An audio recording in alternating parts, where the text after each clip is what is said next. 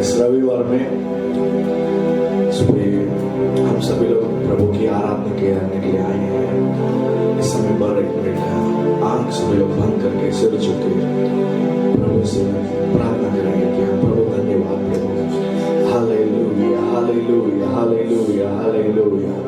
धन्यवाद प्रभु, धन्यवाद धन्यवाद धन्यवाद प्रभु। ये 220 इस साल में प्रभु अपने 4 महीना के बाद, इस 4 महीना के बाद 5वां महीना, ये पहला रविवार हमें आपके सन्निधि में लेके आने के लिए धन्यवाद। इस नया दिन हमारे जिंदगी में जुड़ने के लिए धन्यवाद प्रभु। इस 4 महीना आप तो हमारे साथ थे, आपके हाथ हमारे ऊपर था। हर कमी में, हर कमजोर में, हर एक समय पर आप हमारे साथ थे। धन्यवाद प्रभु। हाँ प्रभु, हम जान सकते हैं कि आप हमारे साथ रहने के लिए, इसलिए हम तो आज तक इस समय तक जिंदा है। पिता परमेश्वर, आप यहाँ होने वाला हर एक कार्यक्रम आपके हाथ में समर्पित करते हैं। यहाँ गाने वाला हर गाना आपके सन्निधि में आगे पहुंचने के लिए मदद कीजिए प्रभु। हमारे गानों को आशीष कीजिए। आपका वचन कहता है जिस जगह पर 2 या 3 मेरे नाम पर इकट्ठा होते हैं उस स्थल पर मैं रहूंगा करके आपके वादा किया प्रभु। आप हमारे बीच में रहने के लिए धन्यवाद। आप हमारे बीच में आने के लिए धन्यवाद प्रभु। आपका चित्त पूरा कीजिए प्रभु। आपकी नाम महिमा हो प्रभु। हम सब कुछ आपके हाथ में समर्पित करते हैं।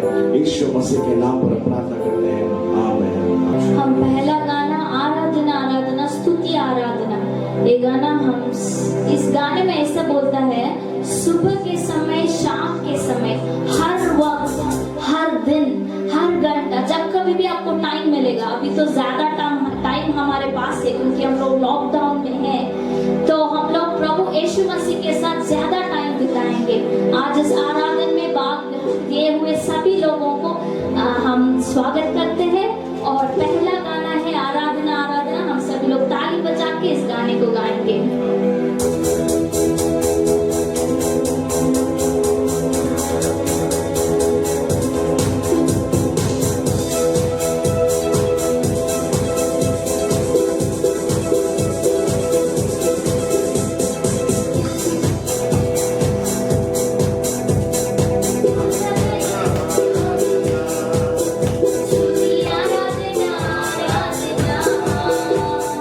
आराधना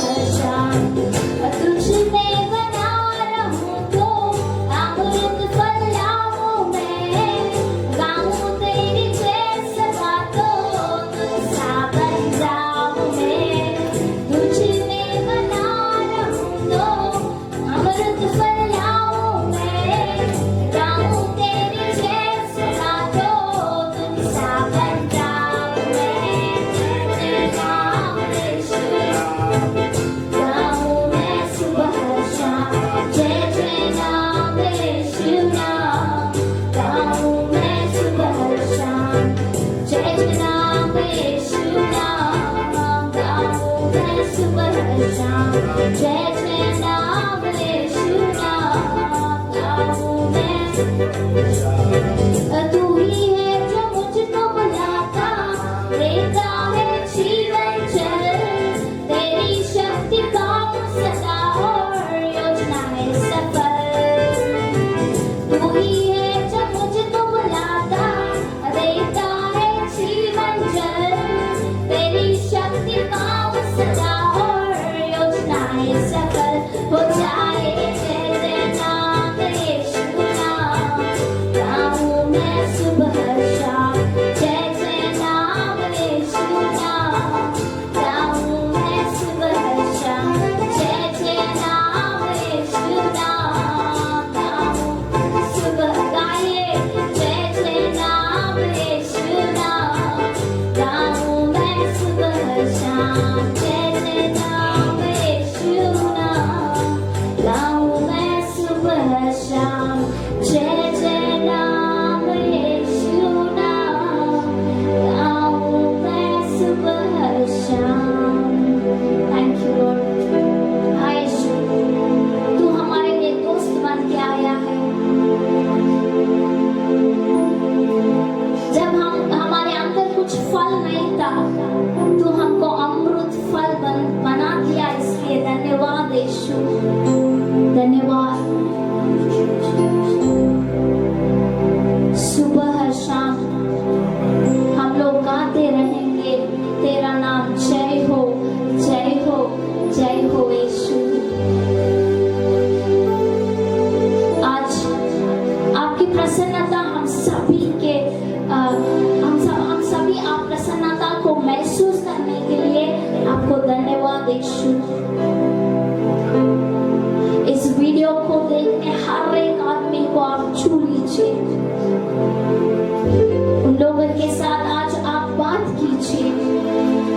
जो प्रचार, जो वचन आप लेके आने वाले हो, वो हमारे साथ बात करना है यीशु। हम सभी के साथ बात करना है। हमारे संग रहिए।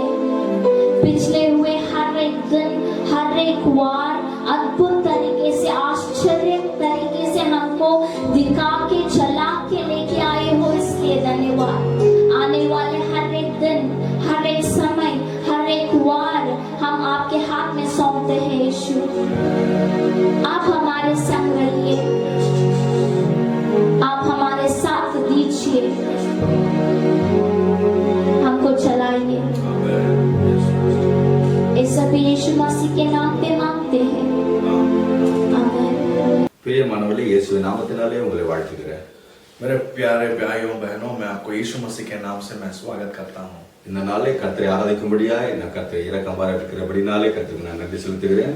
प्रभु हमें कृपा देने के लिए मैं आप सभी लोगों को फिर से हम धन्यवाद कहते हैं।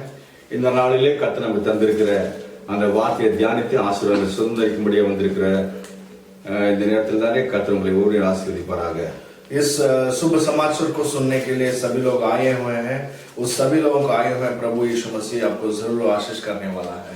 ஆதியாகமத்தின் புத்தகம் 32ஆம் அதிகாரம் 29வது வசனத்தை கடைசி வார்த்தையை நான் உங்களுக்கு வாசிக்க போகிறேன்।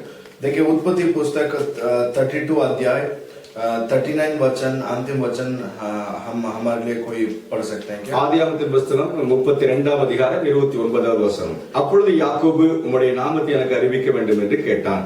அதற்கு அவர், நீ என் நாமத்தை கேட்பானேன் என்று சொல்லி அங்கே அவனை ஆசீர்வதித்தார்। याकूब ने कहा, मैं विनती करता हूँ, मुझे अपना नाम बता। उसने कहा, तू मेरा नाम क्यों पूछता है? तब उसने उसको वही आशीर्वाद दिया। கர்த்தர் அங்கே அவனை ஆசீர்வதித்தார்। प्रभु उसको वहीं पर आशीष किए थे। அங்கே அவனை ஆசீர்வதித்தார்। அங்கே என்கிற வார்த்தையை நான் அழுத்தம் திருத்தமாய் நாம யோசிக்க போகிறோம், சிந்தித்து அதனுடைய ஆசீர்வாதங்களை சுதந்திரிக்க போகிறோம்। देखिए, वहीं उसको वहीं आशीष किया, लेकिन अभी हम बहुत से वहीं पर, उस स्थल पर, उसके बारे में हम चर्चा करके वो क्या वचन क्या कहता है हम देखेंगे। கர்த்தர் யாக்கோபை ஆசீர்வதித்தார். ஆனால் ஒரு இடம், ஒரு நேரம், ஒரு காலம் குறித்த சூழ்நிலை வருகிற வரையிலே அங்கே என்ற இந்த வார்த்தை நம்மை அழுத்தம் திருத்தமாய் சொல்லுகிறது. देखिए वहीं पर उस जगह पर उसका एक समय होता है जहां प्रभु हमें आशीष करने वाला है. அவன் ஆசீர்வாதங்கள் உடனே பெற்றுக்கொள்ள முடியவில்லை. அவன் அநேக வருடங்கள் அவன் பாடுகளை சகித்து தேவனுடைய சமூகத்தில் ஆசீர்வாதத்தை பெற்றுக்கொள்ள வேண்டி வந்தது. देखिए उसको तुरंत आशीष नहीं मिला, लेकिन उस जगह पर बहुत सालों से कष्ट के रास्ते में मेहनत में उसके बाद उसने आशीष पाने के लिए हो गया था. தமிழ்ல ஒரு வார்த்தை சொல்லுவாங்க, பறவை உட்கார்ந்திருக்கும் பல மரத்திலிருந்து பழம் விழுவதற்கு சரியா இருந்ததுன்னு சொல்லுவாங்க. देखिए इस तरह तमिल में कहते हैं फल गिरने का समय और चिड़िया वहीं पर बैठने के समय एक समय होता है करके कहते हैं. அந்த பறவை உட்கார்ந்த உடனே பழம் விழவில்லை. இந்த பழம் இந்த பருவத்துக்கு பக்குவத்துக்கு வருவதற்கு பல நாட்கள் பல மாதங்கள் அந்த மரத்தோடு இணைந்து இருந்ததை அறிந்து கொள்ள முடியும். देखिए वो पक्षी उस पेड़ के नीचे बैठा नहीं, वो नहीं, और वो फल वो उसी समय पर गिरा नहीं, लेकिन वो फल ठीक तरह से फल होने के बहुत सालों होने के बाद उस नीचे वहां पर गिरने का देख सकते हैं. கர்த்தர் யாக்கோபை அங்கே ஆசீர்வதித்தார் என்று சொல்லும் பொழுது அந்த சூழ்நிலைக்கு வருவதற்கு பல வருடங்கள் கடந்தது, பல பாடுகள் அனுபவித்தார். அவனை போல நம்ம ஆசீர்வாதங்களை பெற்றுக்கொள்ள வேண்டுமானால் நாளும் சில காரியங்களை கடந்து வர வேண்டிய அவசியம் இருக்கிறது. இந்த நாளை கற்றுக்கொள்ள போகிறோம். याकूब ने प्रभु से आशीष पाया था, लेकिन उस आशीष पाने के लिए वो स्थल पर उस समय पर वो समय आने के लिए बहुत सा मेहनत था और कष्ट के रास्ते में चलने वाला वो व्यक्ति देख सकते हैं. யாக்கோபுடைய வாழ்க்கையில பார்க்கும் பொழுது அவன் முதலாவது ஒரு காரியம், தன்னுடைய பெற்றோர் ஈசாக்கு தன்னுடைய தாயார் சொன்ன காரியங்களை தேவனுடைய சித்தத்தை அவன் சொல்லும் பொழுது அவன் அங்கே அவன் ஏற்றுக்கொள்ளுகிறதை 28ஆம் அதிகாரம் 4-5 வசனங்களை அறிந்து கொள்ள முடியும். देखिए उत्पत्ति पुस्तक 28 अध्याय 4 और 5 वचन आप देखने से आपको पहचान सकते हैं कि वो जब वो अपने माँ बाप वो चीज को बताते समय उसने ध्यान से सुन के उसके उनको बातों को पालन किया था. தேவனுடைய சித்தத்துக்கு தன்னை ஒப்பு கொடுக்கிறான். தாயும் தகப்பனும் சொல்லுகிறாங்க, நீ கானானுடைய குமாரத்தில் பெண் கொள்ள வேண்டாம் என்று சொல்லி அந்த சொன்ன வார்த்தையை அவன் அப்படியே அங்கீகரிக்கிறான், கீழ்ப்படுகிறான். देखिए उनका माँ बाप कहते हैं कि वहां के लड़की को शादी नहीं करना है, उस बात को मान के स्वीकार करके वैसे उसने जिंदगी को बिताना शुरू कर दिया. இதற்கு தேவனுடைய சித்தத்தை அவன் அறிந்து கொண்டான், பெற்றோருடைய சொல்ல வார்த்தையில புரிந்து கொண்டான். நம்முடைய வாழ்க்கையில கர்த்தருடைய சித்தத்தை அறிந்து கொண்டு அதை புரிந்து கொண்டு நம்ம கீழ்ப்படியும் பொழுது நம்முடைய வாழ்க்கையில ஆசீர்வாதங்களை பெற்றுக்கொள்ள முடியும். देखिए हम एक चीज समझना है और मानना चाहिए कि याकूब में प्रभु का चित्त को पा लिया और माँ बाप का बात सुना. अगर हम ऐसे हो तो जरूर आशीष पाने वाले हैं. அங்கே யாக்கோபு தன்னுடைய தகப்பனுடைய வார்த்தை தாயுடைய வார்த்தைக்கு கீழ்ப்படிந்து பாதான் ஆராமுக்கு புறப்பட்டு போகிறான். देखिए वहां पर देख सकते हैं याकूब अपने माँ बाप का बात सुन के वो जो बोले थे वैसे ही करना शुरू कर दिया था. இதிலிருந்து ஒரு காரியத்தை அறிந்து கொள்ள முடியும். யாக்கோபு தேவனுடைய திட்டத்திற்கு அவன் தன்னை ஒப்பு கொடுக்கிறான். தன்னுடைய தாயின் தகப்பனுடைய வார்த்தைக்கு அவன் கீழ்ப்படுகிறான். கர்த்தர் அவனை ஆசீர்வதிக்கிறார். देखिए यहाँ हम देख सकते हैं याकूब ने परमेश्वर की चित्त को मान लिया और माँ बाप का बात सुना, और उसके बाद हम देख सकते हैं प्रभु याकूब को आशीष करने वाला चीज को देख सकते हैं. நம்முடைய வாழ்க்கையில் ஆசீர்வாதத்தை பெற்றுக்கொள்ள வேண்டும் என்று சொன்னா கர்த்தருடைய திட்டங்களை அறிந்து கொண்டு அதுக்கு ஒப்பு கொடுத்து நாம் கீழ்ப்படியும் பொழுது கர்த்தர் நம்மை ஆசீர்வதிக்கிறவராக இருக்கிறார். देखिए हमारे जिंदगी में प्रभु की आशीष मांगना है तो हम पहला प्रभु की चित्त को स्वीकार करना है, पहचाना है, वैसे हमारी जिंदगी को बिताना चाहिए. அடுத்து இரண்டாவது ஒரு காரியம் வாசிக்கிறோம். दूसरा चीज हम यहाँ देख सकते हैं கர்த்தர் அவனுக்கு சில வாக்குத்தத்தங்களை கொடுக்கிறார். प्रभु याकूब को थोड़ा वरदान देते हैं. கர்த்தருடைய வாக்குத்தத்தம் சொல்லுகிறது, உன் சந்ததி பூமியின் தோலை போல இருக்கும். 14வது 15வது வசனத்துல வாசிக்கும் பொழுது கர்த்தர் இப்படிப்பட்ட வாக்குத்தத்தங்களை யாக்கோபுக்கு சொல்லுகிறார். देखिए हम उत्पत्ति पुस्तक 28 अध्याय 14 और 15 वचन में देख सकते हैं याकूब को परमेश्वर ने इस तरह का आशीष देने वाले हैं करके. உன் சந்ததியை நான் ஆசீர்வதிப்பேன். मैं अपने तलांतरों को आशीष करने वाला हूँ. உன் மூலம் உன் சந்ததியின் மூலமாய் இந்த முழு உலகம் ஆசீர்வதிக்கப்படும். आपके वजह से, आपके तलांत वजह से पूरे जगत आशीष पाएंगे करके लिखा गया நீ है। போகுமிடெல்லாம் உன்னோடு கூட இருந்து நான் உன்னை ஆசீர்வதிப்பேன். आप कहीं भी जाओ, मैं आपके साथ रह के मैं आपको आशीष करूंगा। நான் சொல்லுவதை செய்யும் அளவு உன்னை விட்டு என்னை கைவிடுவதில்லை என்று கர்த்தர் வாக்குத்தத்தம் பண்ணுகிறார். मैं जो बता दिया हूं उसको जरूर पूरा करूंगा करके प्रभु ने वादा किया। யாக்கோபு இந்த வாக்குத்தத்தங்களை விசுவாசிக்கிறான், நம்புகிறான், அப்படி அங்கீகரிக்கிறான். देखिए याकूब परमेश्वर बताया गया इस वरदान को स्वीकार करता है, मानता है और भरोसा भी रखता है।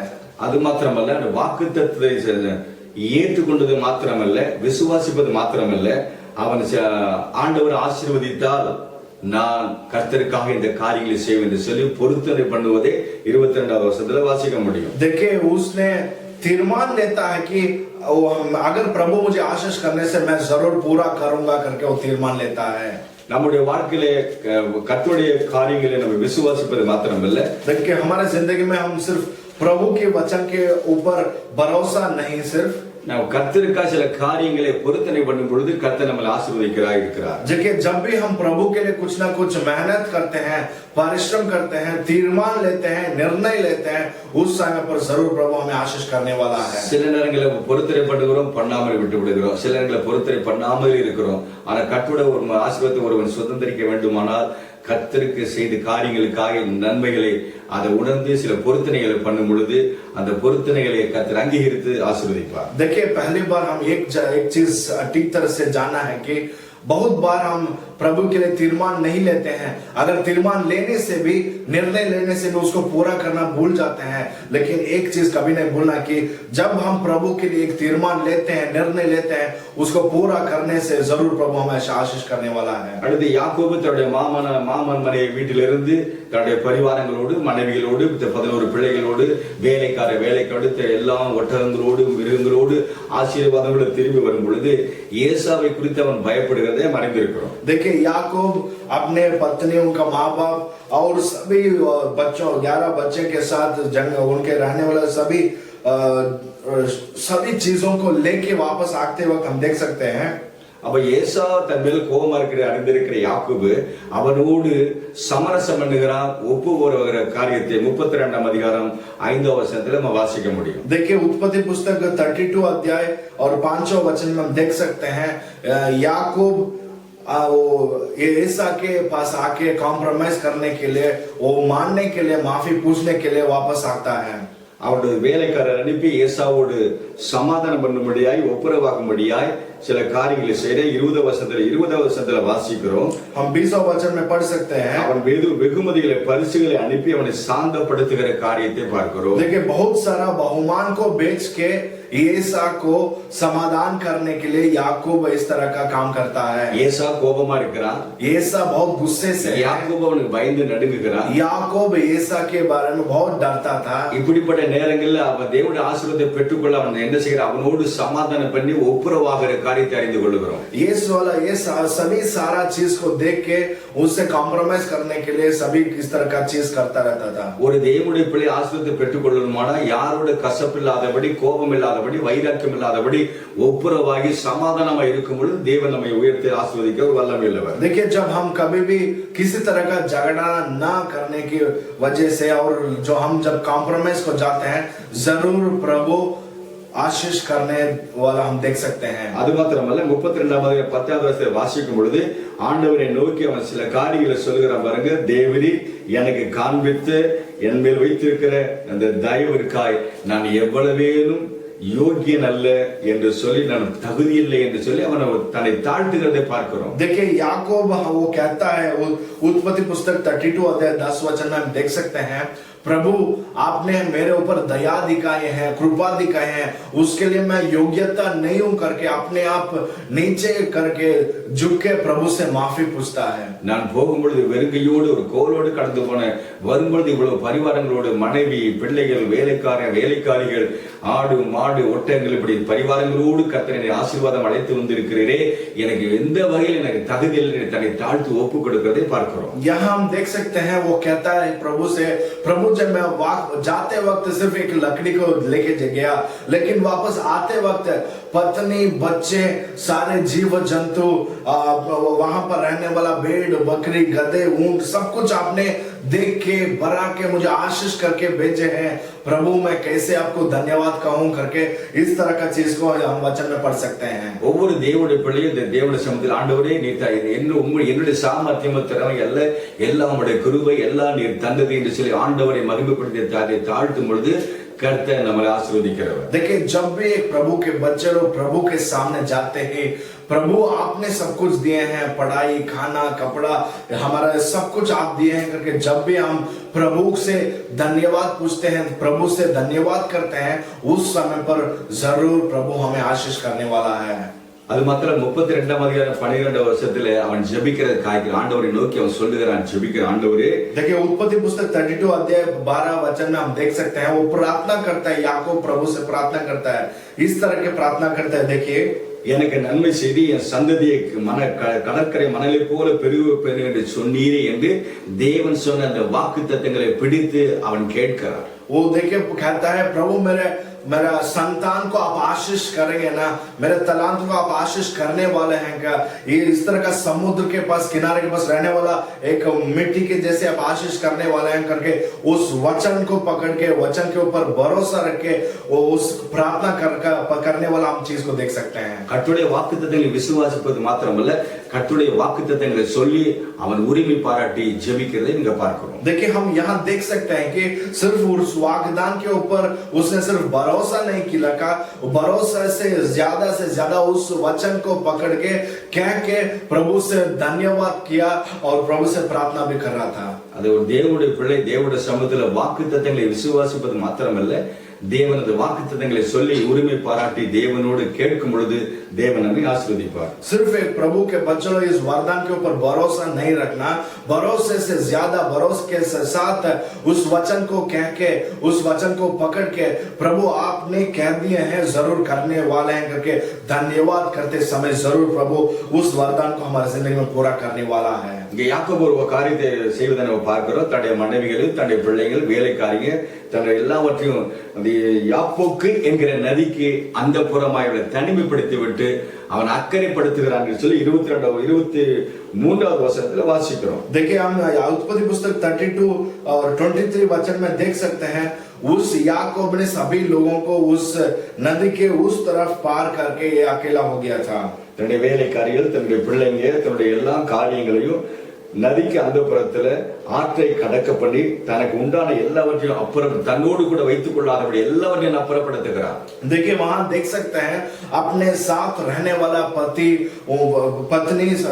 और बच्चे लोग और काम वाले भेड़ बकरी गाय सभी तरह का जीव जंतु को उस नदी से पार करके उनको बेचने का वो चीज हम ध्यान देख सकते हैं। ஏன்னா அவனுக்கு அவன் அறிந்திருந்தான் தேவனுடைய சமூகத்தில் காத்திருக்க வேண்டும் ஜெபிக்க வேண்டும் அறிந்திருக்கிறபடினாலே தனக்கு பாராம இருக்கிற எல்லாவற்றையும் அப்புறப்படுத்துகிறான். वहां वो समझ गया कि अगर मैं प्रभु के साथ प्रार्थना करना है तो मैं प्रभु के पास संबंध रखना है तो उसके बीच में किसी तरह का मेरे घर वाले या भेड़ बकरी या किसी का संबंध नहीं आना है करके उसने सभी लोगों को उस नदी से दूर पार करके ये अकेले प्रभु से प्रार्थना करने के लिए समय ले लिया। ஒரு தேவனுடைய பிள்ளை தேவனிடத்திலிருந்து ஆசீர்வாதத்தை பெற்றுக்கொள்ள வேண்டுமானால் ஜெபத்துக்கு பதில் பெற்றுக்கொண்டு அப்படி யோசிக்கும் பொழுது தனக்கு உண்டான எல்லா பாரமான எல்லாவற்றையும் தனிமைப்படுத்தி விட்டு தேவனுடைய சமூகத்தில் தனிமையில காத்திருக்க தீர்மானிக்கும் பொழுது கர்த்தர் அந்த ஜெபத்தை கேட்டு கர்த்தரை ஆசீர்வதிக்கிறார். देखिए जब भी प्रभु से एक आशीष मांगना है तो प्रभु के बच्चों लोग ये चीज जरूर करना है कि जब प्रभु से प्रार्थना करते समय अपने आप रहने वाला सब कुछ चीजों घर वाले हो सकते हैं, दोस्त हो सकते हैं, पत्नी हो सकते हैं, पति हो सकते हैं, बच्चे हो सकते हैं, सब इस संसार के सभी चीज को एक तरफ हटा के अपने आप अकेला बन के प्रभु से जब हम संबंध रखते हैं उस समय पर जरूर हमें प्रभु आशीष करने वाला है। நம்முடைய குடும்பத்துல பலவிதமான சூழ்நிலையோடு குடும்பத்தோடு பிரச்சனைகளோடு பாரத்தோடு இருக்கிறபடினாலே தேவனுடைய சமூகத்தில் நம்ம காத்திருந்து ஜெபிக்க வேண்டுமானால் பாரமான எல்லாவற்றையும் உதறி நமக்காக சில நேரத்தையும் காலத்தை ஒதுக்கி தேவனுடைய சமூகத்தில் காத்திருக்க வேண்டும் என்று இந்த வசனம் நமக்கு சொல்லிக் கொடுக்கிறது. देखिए ये वचन हमें एक चीज कहता है कि इस संसार में रहने वाला हर एक इंसान को बहुत सारा समस्या होता है और कष्ट नष्ट दुखी सभी तरह का होता है परिवार में, लेकिन जब तक इस सारे संसार में रहने वाले सभी चीजों अपने सिर में बिठा के हम प्रभु के पास संबंध नहीं रख पाते हैं, उसके वजह से हम सभी दूर रख के जब अकेला होकर प्रभु से प्रार्थना करते हैं, जरूर प्रभु हमें आशीष करेगा. ഈ 32 24 வசனத்துல வாசிக்கிறோம். देखिए हम उत्पत्ति पुस्तक 32 अध्याय 22 वचन में हम पढ़ सकते हैं. யாக்கோபு பிந்தி தனித்திருந்தான், ராம் முழுவதும் பிந்தி தனித்திருந்தான் வேதத்துல வாசிக்கிறோம். हम पवित्र ग्रंथ में पढ़ सकते हैं याकूब अकेला रात भर प्रार्थना कर रहा था. ஒவ்வொரு மனுஷனுடைய வாழ்க்கையில இந்த காரியங்களை நம்ம செய்வோமானா, நம்முடைய வாழ்க்கையில நம்ம தனிப்பட்ட ஜெபம், தனிப்பட்ட நேரம் ஒதுக்கி தேவனுடைய சமூகத்தில் காத்திருக்கிற இந்த அனுபவம் இருக்குமானா, யாக்கோபை ஆசீர்வதித்த ஆண்டவர் நம்மையும் ஆசீர்வதிக்க அவர் சித்தமுள்ளவராக இருக்கிறார். हर एक बच्चे प्रभु के बच्चों के पास ये गुण होना है कि हम रात भर अकेले प्रभु के पास समय बिताते समय जरूर प्रभु हमारा प्रार्थना को स्वीकार करेगा और आशीष भी करने वाला है. நம்முடைய வாழ்க்கையில தேவனுடைய சமூகத்துல காத்திருந்து தனிமையில நம்முடைய ஜெப நேரம் இருக்கிறதா என்று நம்ம கேள்வி கேட்கிறோம். देखिए हमें अपना प्रश्न पूछना है कि क्या हमें प्रभु से समय दे सकते हैं क्या, या प्रभु के लिए समय दे रहे हैं क्या. ஒரு தேவனுடைய பிள்ளையுடைய வாழ்க்கையில ஜெப நேரம் என்று ஒன்று இருக்க வேண்டும். देखिए प्रभु के बच्चे लोग की जिंदगी में एक प्रार्थना का समय होना चाहिए. என்னை ஜெபிப்பதற்கு சத்துரு பல வகையில தடைகளை கொண்டு வருவான். देखिए बहुत बार शैतान हमारे जिंदगी में प्रार्थना करने के लिए कभी नहीं छोड़ने वाला है. நம்ம பலவிதமான நேரங்கள் வேலைகளிலும் உலக காரியங்களிலும் குடும்பத்தில் இருக்கிறபடினால தனிமைப்படுத்தி ஜெபிப்பது என்பது அநேகருடைய வாழ்க்கையில் அது ஒரு புதிதாக இருக்கிறது, ஆச்சரியமான காரியமா இருக்கிறது. देखिए हम इंसान हर एक इंसान इस संसार में काम में लगा रहता है या परिवार के साथ रहता है, उनका प्रार्थना करने के लिए समय नहीं रहता है, लेकिन प्रार्थना करने समय होने से भी उनको एक व्यत्यास सा अनुभव होता है. वो लोग सोचते हैं और उसको अनुभव नहीं कर सकते हैं, स्वीकार नहीं कर सकते हैं क्या प्रार्थना करने के लिए भी समय देना है चाहिए. தேவனுடைய பிள்ளையுடைய வாழ்க்கையில தனிப்பட்ட ஜெப நேரம் வந்து இருக்க வேண்டும். குடும்பமா ஜெபிப்பது வேறு, தனிமையா ஜெபிப்பது, கூடி ஜெபிப்பது வேறு, தேவனுடைய சமூகத்தில் வந்து ஆராதனையில தேவனுடைய ஆலயத்தில் வந்து ஆராதிக்கிற ஜெபிக்கிற அந்த காரியங்கள் வேறு வேறு. देखिए प्रभु के बच्चे लोग के अंदर परिवार के साथ प्रार्थना करने समय होता है और अकेला प्रार्थना करना भी चाहिए. अकेला और परिवार के साथ एक दो तरह का एक व्यत्यास प्रार्थना है. லூக்கா அதிகாரம் 10வது அதிகாரம் 42 வசனத்தில் வாசிக்கும் பொழுது இயேசு ராஜா லாசரு வீட்டுக்கு போகிறார். அங்கே மார்த்தாள் மரியாள் இருக்கிற காரியங்களை அறிந்திருக்கிறோம். இயேசு ராஜா வீட்டுக்குள்ள நுழைந்த உடனே மார்த்தாள் தன்னுடைய காரியங்களை வேலை காரியங்களில் செய்து கொண்டிருக்கிறதை பார்க்கிறோம். மாரியாள் தேவனுடைய சமூகத்தில் இயேசுவுடைய பாதத்தை கர்த்தர் மோசையை பயன்படுத்தி ஆசீர்வதிக்க மோசை எப்படி நடத்தினார் என்று வேதத்தில் அறிந்து கொள்ள முடியும். देखिए हम पवित्र ग्रंथ में देख सकते हैं प्रभु को मोसे को आशीष करने के पहले मोसे को किस रास्ते में प्रभु लेके गए हैं करके देख सकते हैं. 40 வருஷம் அரண்மனையில் பயிற்சி பெறுகிறார். देखिए मोसे 40 साल महल में अपने आप प्रभु तैयारी करते हैं उसे. 40 வருஷம் கர்த்தர் அவனை ஆடுகளை மேய்க்கும்படி வனாந்தரத்தில் அவனை பண்படுத்துகிறார். देखिए 40 साल प्रभु ने मोसे को एक डेजर्ट के रास्ते में उसको उपयोग करते हैं. யாத்திராகம புத்தகம் 3ஆம் அதிகாரம் 11 வசனத்தில் வாசிக்கிறோம். देखिए निर्गमन के पुस्तक में हम देख सकते हैं मोसे के बारे में. ஆண்டவரை மோசே அழைக்கும் பொழுது ஆண்டவரை பார்த்து சொல்கிறான், ஆண்டவரே நான் பார்வோனிடம் போய் பேசுவதற்கு நான் எம்மாத்திரம் நான் பேச முடியாதவன் என்று சொல்கிறான். वो मोसे अपने प्रभु के पास जाके पूछता कहता है कि प्रभु मैं एक राजा के सामने मैं कैसे बातें कर सकता हूँ, मुझे ठीक तरह से बात भी नहीं आता करके कहता है. மோசே என்னால் ஒன்று முடியாது என்று சொல்லி தன்னை தாழ்த்துகிற அந்த நிலைமை வரையில கர்த்தர் அவனை நொறுக்கினார். देखिए मोसे जब तक प्रभु मैं कुछ नहीं हूँ करके कहने के उस समय तक प्रभु ने अच्छी तरह से मोसे को पाठ सिखाए थे. யாக்கோபே தன்னை தொடை சந்து சுலுக்குகிற வரையிலே தூதன் தேவதூதன் அவனுடைய ராமுழுதும் போராடி அவனுடைய மாமிச பலத்தை நொறுக்குக சித்தமாகிறார். देखिए याकूब के जिंदगी में देख सकते हैं रात भर उस प्रयत्न करता है मेहनत करता है, युद्ध करता है देवदूत से। देवदूत याकूब में रहने वाले सभी तरह का शारीरिक शक्ति जाने के समय तक उसने वो युद्ध किया था। ஒரு தேவனுடைய பிள்ளை தன்னுடைய பலத்தை எல்லாம் ஆண்டவர் சமூகத்தில் ஒப்பு கொடுத்து ஒன்றுமில்ல ஆண்டவர் என்று சொல்லி தாழ்த்தும் பொழுது தேவன் ஆசீர்வதிக்க வல்லமையுள்ளவர். जब एक परमेश्वर की एक बच्चे लोग प्रभु से पूछते हैं, प्रभु मैं कुछ भी नहीं हूँ, प्रभु आप हमारे जिंदगी में सब कुछ करते हैं, जब वो इस बात को कहते हैं जरूर प्रभु उनको आशीष करने वाला அங்கே है। வசனம் சொல்லுது அங்கே அவனை ஆசீர்வதித்தார். देखिए वचन कहता है उसे उस जगह पर आशीष किया था। அங்கே வாசிக்கிறோம் 27 வசனம் சொல்லுகிறது அவன் ஜெபிக்கும் பொழுது போராடி ஜெபிக்கிறான். அப்படி ஒரு வைராக்கியமுள்ள ஜெபம் செய்வதை இங்கே பார்க்கிறோம். देखिए उत्पत्ति पुस्तक 32 अध्याय 24 वचन में देख सकते हैं उसने रात भर मेहनत से परिश्रम से प्रार्थना किया। हम देख सकते हैं தேவதூதன் சொல்லுகிறான் பொழுது விடுகிறது என்னை போக விடு என்று சொல்லும் பொழுது அவன் என்னை ஆசீர்வதித்தால் ஒழிய நான் உங்களை போக விட மாட்டேன் என்று சொல்லுகிறான். देखिए देवदूत याकूब को देख के बता रहे हैं मुझे सुबह हो रहा है, मुझे छोड़ दो, मैं जाना चाहिए करके, लेकिन याकूब कहता है जब तक आप आशीष करेंगे तब तक मैं आपको नहीं छोड़ने वाला हूँ। ஆசீர்வாதத்துக்கு அவ்வளவு பசியோடு வைராக்கியமா இருக்கிறான். देखिए याकूब वो आशीष पाने के लिए इतना दाह से है, इतना प्यासा था। ஒரு தேவனுடைய பிள்ளை ஆண்டவர் சமூகத்துல காத்திருந்து வைராக்கியமாய் போராடி நான் தந்தால் ஒழிய நான் விடுவதில்லை என்று சொல்லி போராடி ஜெபிக்கும் பொழுது தாகத்தோடு ஜெபிக்கும் பொழுது கர்த்தர் நம்மை ஆசீர்வதிக்கிறார். देखिए प्रभु के बच्चे लोग जब तक हम प्यासा से या भूखे से हम मेहनत करके परिश्रम से हम प्रार्थना करेंगे, जब तक हम उत्तर पाएंगे, जब तक हम नहीं छोड़ने वाले हैं, जरूर प्रभु हमें अपने प्रार्थना को स्वीकार करके आशीष करने वाला है। அது மாத்திரமல்ல 27 வசனத்தை வாசிக்கும் பொழுது உன் பேர் என்று கேட்கிறான்.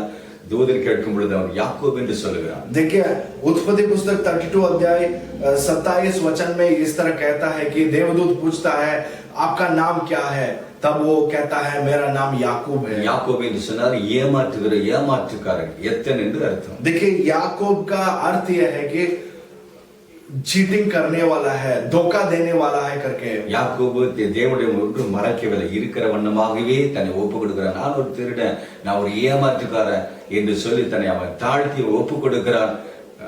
கர்த்தர் அவனை ஆசீர்வதித்தார். देखिए याकूब उसी समय पर वो जैसा था वैसे ही समर्पित किया, बोला मैं धोखा देने वाला हूँ, मैं एक चोर हूँ, चोर करने वाला हूँ, मेरा नाम याकूब है करके अपने आप स्वीकार कर दिया था। அவனுடைய உண்மை, அதில் நேர்மை, அவனுடைய யதார்த்தத்தை இதில் அறிந்து கொள்ள முடியும். देखिए इस वचन से हम एक चीज सीख सकते हैं कि याकूब यथार्थ आदमी था, जैसे वो था वैसे ही कह दिया था।